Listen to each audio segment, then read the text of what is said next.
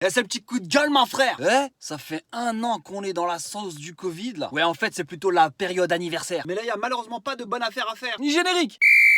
Eh ma frère, ça fait maintenant à peu près 1 an qu'on est officiellement en semi-liberté. Bon, faut avouer que beaucoup de choses ont changé depuis 1 an. Le streaming a explosé, l'islamophobie aussi. Un homme politique, ancien président de la République, a été enfin condamné. Du coup, Sarko a explosé aussi. Eh ma frère, en vrai, pas grand chose a changé. La situation est toujours la même. Pollution, corruption, sur les réseaux, trop de cons. Ah ouais, les réseaux. Heureusement qu'ils sont là, ma frère. T'imagines? T'es confiné, y a pas de réseau. Couvre-feu, y a pas de réseau. Non mais allô quoi. La vérité, les réseaux nous ont sauvé la mise. Quelle que soit ton application préférée, je suis persuadé comme moi, t'as dû passer des heures et des heures à regarder des informations utiles et en vrai la plupart du temps inutiles, à regarder des fails en compile ou encore liker des culs de gamines de plus en plus à poil. Ah oui, à ce propos d'ailleurs, toutes les meufs qui font les TikTok challenge là, en maillot de bain demi-pièce, jetez-vous en l'air et de bien haut. Sérieux, grandissez un peu. Foutez-vous directement à poil, ça ira plus vite. Et là, crois-moi que tu vas buzzer. Au pire des cas, il y a Dubaï. Hashtag influenceuse. Bref, il y a de nouveaux réseaux qui sont apparus. Ouais, parce que je sais pas si tu sais, il y a des applications comme WhatsApp qui transmettraient des informations à Facebook.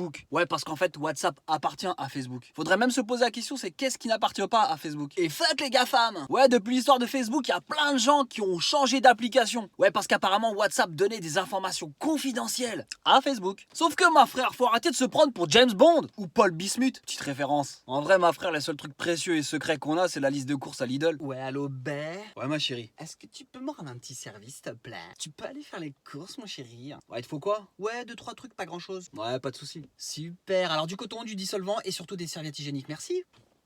Vas-y là. Toutes les applications donnent forcément des informations. À partir du moment où tu utilises une application, tu es forcément traqué, pisté, surveillé, épié. Écoutez, déjà pour commencer, quand tu télécharges une application, il faut lire les conditions générales d'utilisation. Tu sais, le long texte que t'as jamais envie de lire. Mais par contre, pour utiliser l'application, tu coches toujours j'accepte. Bah si t'étais un minimum curieux, t'aurais pu savoir ce qu'on allait faire de tes informations personnelles. En général, ces informations, elles sont souvent revendues. À qui? Bah forcément à des personnes qui vont utiliser tes informations pour essayer de te vendre quelque chose. Bon ma frère, je parie que t'as fait comme moi, t'as dû télécharger Telegram ou Signal, les applis de la grande discrétion. Bon, la vérité, je suis parti faire un tour sur ces applications. Bah, c'est pas mal, mais j'ai continué à utiliser WhatsApp en fait. Malgré le fait qu'on m'invite dans 150 groupes, bah, parmi ces nouvelles applications, ou celles qui, comme le Bitcoin, ont explosé du jour au lendemain, il y a Telegram qui est plutôt pas mal. Sauf que Telegram a une part très sombre. Eh, je sais pas si tu connais bien l'appli, mais c'est la première fois que j'arrive sur une application de chat, et une fois que t'es connecté, tu peux faire partie de certains groupes. Il suffit d'aller cliquer sur personne à proximité. Et là, c'est le drame. Bah, en fait, quand il y a une sorte de black market, ah, tu peux acheter du shit, des extras, en fait tout plein de produits hyper sympas pour faire la fête. Sinon, au pire des cas,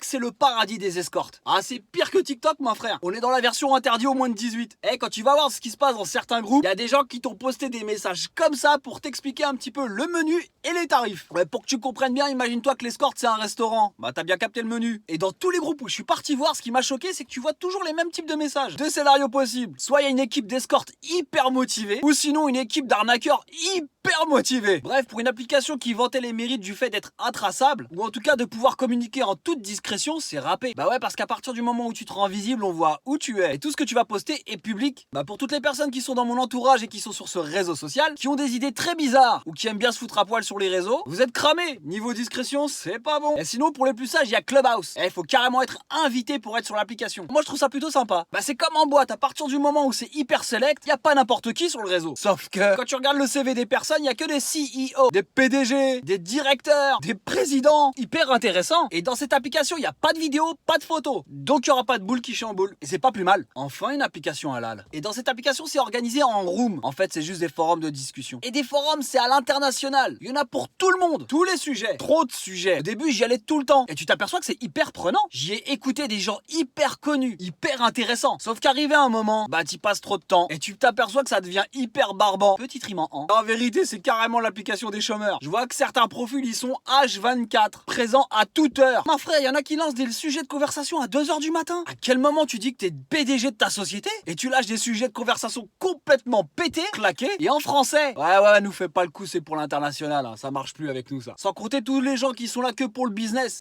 qui te promettent de faire des millions à la fin de l'année si tu les suis. Alors tu sais très bien que c'est pas là que tu vas le faire, l'oseille, mon frère. Sur les réseaux sociaux, trop de mythos. Et puis surtout, n'oublie pas une chose, mon frère. Si tu veux être discret, évite d'envoyer des photos ou des vidéos. T'auras beau être sur tous les réseaux sociaux, mais si quelqu'un veut pas te parler, Eh ben, il te parlera pas. Oh la chute de merde. Non, en fait, je voulais dire qu'un vu reste un vu. Allez, plus de cœur sur toi, mon frère.